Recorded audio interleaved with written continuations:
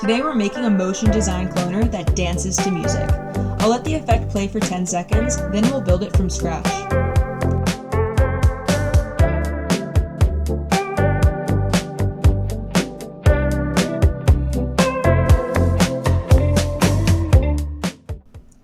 To start, let's go to File and choose New File, select Basic and hit Create.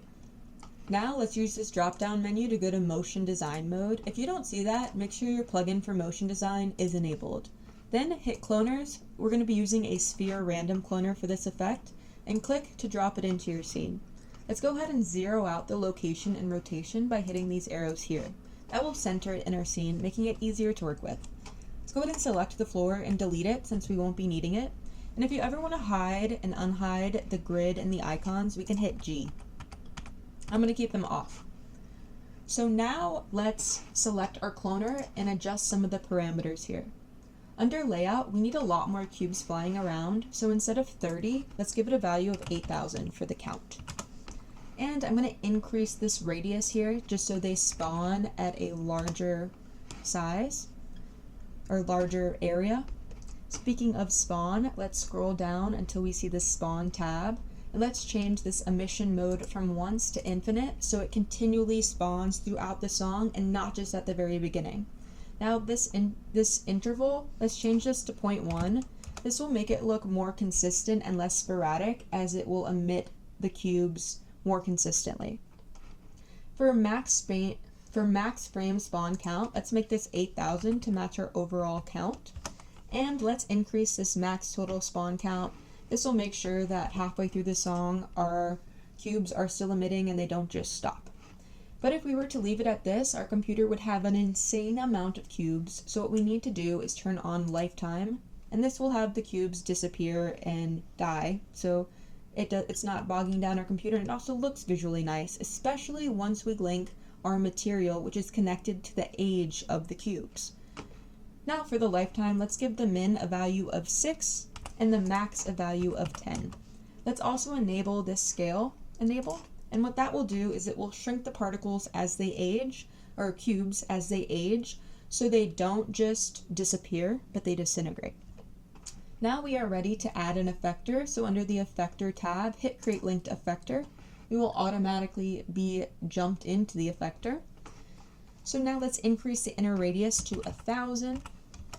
We see the effector is, if I hit G, we see the inner effector there. And let's go ahead and make the outer radius 35 million. I'm making it quite large just to give it a lot of space to dance around in. So now let's scroll down and start turning on forces. Forces are really fun. They're going to get even more fun once we link the song, but right now I'm just going to show you which ones we need enabled. So the first one is Vortex Force. And what this will do is it will cause the particles to spin in a vortex. Pretty cool. But I'm going to make the amount 0 for now. The next force we are going to turn on is Curl Noise Force. And this kind of has the particles move in a pattern, which is pretty fun. I'm going to give this an actual value, and then it will be played with also once we link the sound. And I'm going to give it a high value of 45,000. We'll see the particles move pretty fast, but we're also going to be adding a drag, which will slow them down. So another value to play with is this curl noise frequency. And I'm going to give it a value of 0.2 just to show you right now. But basically lowering this allows the particles to travel together more, opposed to making it one where they're all kind of scattered. So I'm going to give this a value of 0, and then once we link the sound, I'll give it a proper amount. One last force to turn on is the drag force. Let's check that on. And drag force linear, let's make this 50, and let's make the rotational 25. And again, this just holds the particles together, creating a more visually appealing effect. So we are now ready to add the music. But right before we do that, let's go ahead and save this level just to make sure that we can render this out later. So I'm going to call this level underscore motion underscore audio underscore visual. Great. So now to add our music, let's first add the level sequencer, which is where we will drop our music into. Let's call this SQ underscore motion design underscore audio visual. Great. So now in our content browser, we can add our music, and if you don't see, or you can add a MP3 or a Soundwave. Go ahead and check yes here. This will just make the music play better in our sequencer. Let's increase the total amount since our song is long. That was too much, one extra zero there. And pull this red back. And I also like to make this -200 and pull this back. And that just makes it easier if I want the music to stop, I can click over here. So now we are ready to link it to our effector. So let's scroll down to our vertex force amount and right click, and where you see Soundwave, drop down to the furthest where it says vertex force amount float and click.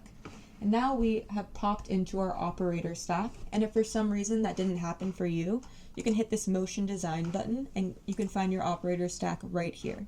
Now if I also click in here and hit C, the rulers will disappear and we are left with our regular viewport. Let's hop back over to our outliner and go back into our effector and our operator stack. Now we don't see anything, and that's because we need to make sure we're in animators. And before we get started with adjusting the values for our vertex force, we need to link it to our sequencer and our sound. So under global time source name, change it from world to sequencer, and make sure the music is selected here so that we can drop it into the sample sound wave. Perfect. One last thing, turn on time source name and change it from world to sequencer, and then hit create track. And now we have our effector in our sequencer, which will make this so easy to render later on. So now we are ready to start playing with these values. For min, let's make it 0, and for max, let's make it 65. Let's go ahead and play some music. Now we won't see anything right away, and that's because we need to increase the overall magnitude quite a bit. Now there's also a magnitude right here. We will adjust that in a bit, but first, right under loop, let's change this to 63,000. And boom, we have flying cubes. Now I'm going to make this magnitude 0.75. And the reason that I'm doing that is this is a very large value. If I were to make this even less, 0.2, it slows it down. And since I'm going to be adding the curl noise force and I want it to be at this high magnitude, it still can be, but I can lower the spin rate by adjusting its own magnitude. So it's kind of just a level within a level. Now let's add the curl noise force strength. And instead of adding a new animator, make sure you're adding it to the existing. That way it'll be in our sequencer here. So under existing animators, let's scroll down and find curl noise force strength float and check that on. And now we see it has plopped in here. Let's give the amplitude min -100 and the max a value of 100. Now we're starting to see some fun stuff happening. But the true magic happens once we add the curl noise force frequency. So let's right click, and under existing animators, select the curl noise force frequency float. And we see the noise is happening, so let's go ahead and give this a low value. For amplitude, we're just going to make it 0 for the min, and for the max, let's make it 0.00005. So 5 zeros and a 1. And now we see, I like to restart here because some of the cubes are still on the old amounts. Great. So it's looking pretty cool, and now we're ready to play with the material as well as the lighting to really give this effect the show it deserves. So let's go ahead and hit pause and make this material. Go ahead and right click in your content browser, select material. Let's name this M_audio sound. Double click to open. Now thinking through the concept of this material, we need one color to switch to another color and connect to our cubes. So in order to do that, we first need to put 2 colors. So let's hold down 3 on our keyboard and click twice to create a color node constant.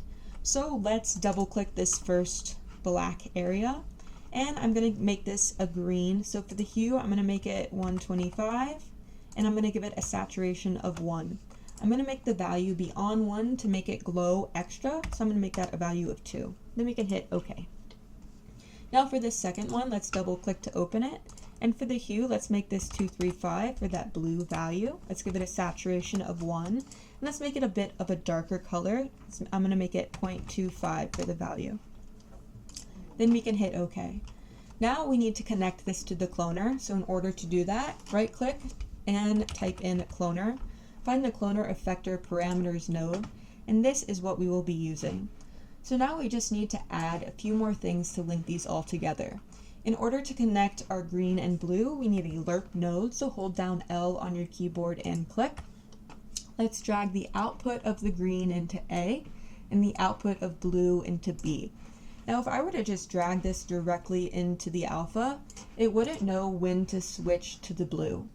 So what we need to do is add an add node, which you can do by holding down A and clicking, and then we can drag the output from the normalized age into A and the output from the add into the alpha. And now we have a value here that lets our material know when to switch to the blue. Now if I were to just leave this at 1, it would still be green as it is set at 1, opposed to this being set at 0 where it would just stay at blue.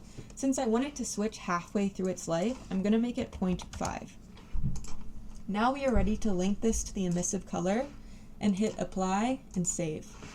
We can close out of our material now and open up our content browser, make sure it's selected. Let's go back to our outliner, and under our cloner here we see our default cube. Let's scroll up until we see material, and then let's plop it in. Perfect. I'm going to go ahead and play the sound again, but low, just so we can see it moving. Now let's go ahead and get started with the lighting and some post-processing. We can go ahead and turn off this height fog area, and we're still getting hit with too much light. So let's go ahead and choose this directional light and make the intensity 1. Select the color. Let's give it the same hue as our blue value. So 235, 1, and then 0.2 for the value. Great. Now let's add a post-processing volume. With the post-processing volume selected, go to search and type unbound. Check on infinite extent. This will make sure that the whole scene is affected by the parameters we change. And now we can check on bloom and intensity. I'm going to change it from standard to convolution. This is good for cinematics, but not for games. For intensity, let's go ahead and make this 2.5. Now we don't see that much of a change, but once we add some other things, we will. So under local exposure,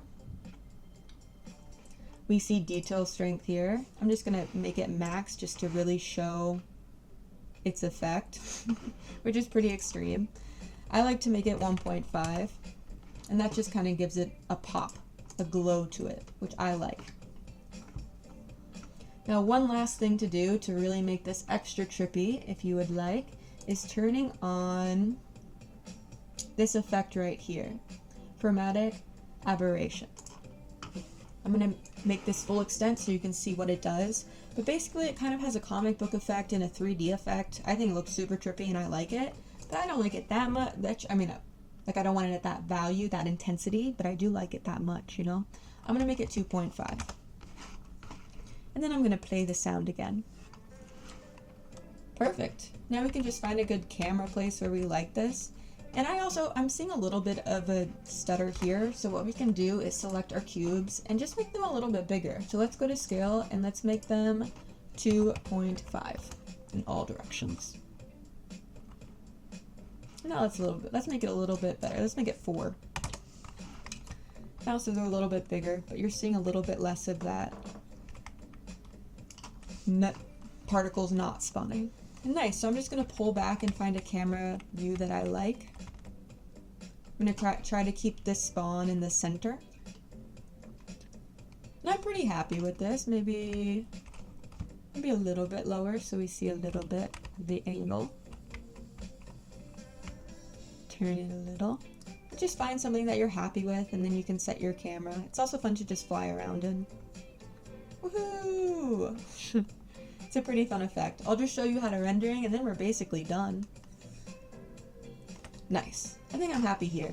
So we can just use this drop down menu and then go to create camera, find Syn Camera Actor and add one to our scene. We gotta drag and drop it into our sequencer. I like to put it right under the camera cut. Another thing I like to do is make sure I transform where I like it. That way if I accidentally move around, I can just click and make sure that the camera stays where I had originally placed it, which is great. Now let's just play it again, make sure it's working. It is, cool. Let's go ahead and now hit this render button.